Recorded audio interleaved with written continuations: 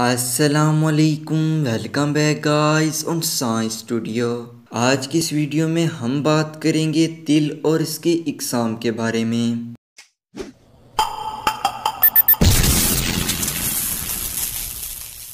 آپ کے چہرے یا جسم کے کسی حصے پر تل ہو سکتا ہے۔ یہ پیدائشی طور پر بچپن یا جوانی کسی وقت بھی نکل سکتے ہیں۔ اب بات کرتے ہیں یہ کیسے بنتے ہیں۔ ہماری سکن میں ایک سیل جسے میلانوسائٹ کہتے ہیں، یہ سیل سکن کو رنگ دیتے ہیں۔ کبھی کبھار یہ سیلز ایک جگہ جمع ہو کر تل بناتے ہیں۔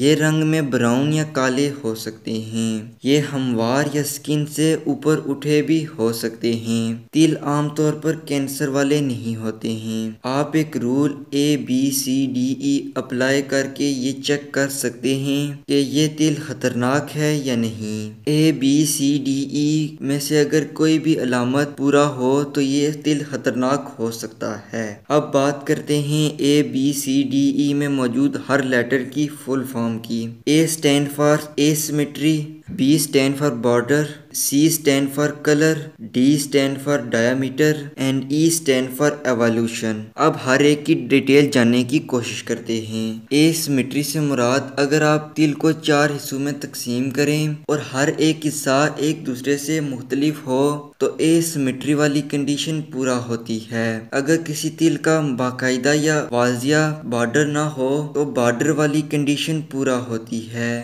اگر تل کا رنگ گہرا یا اس میں ایک سے زیادہ رنگ ہوں تو کلر والی کنڈیشن پورا ہوتی ہے۔ اگر تل کا سائز پینسل پر موجود ربر سے زیادہ ہو تو ڈایامیٹر والی کنڈیشن پورا ہوتی ہے، لیکن اگر تل کا سائز اس سے کم ہو تو یہ بالکل نارمل ہے۔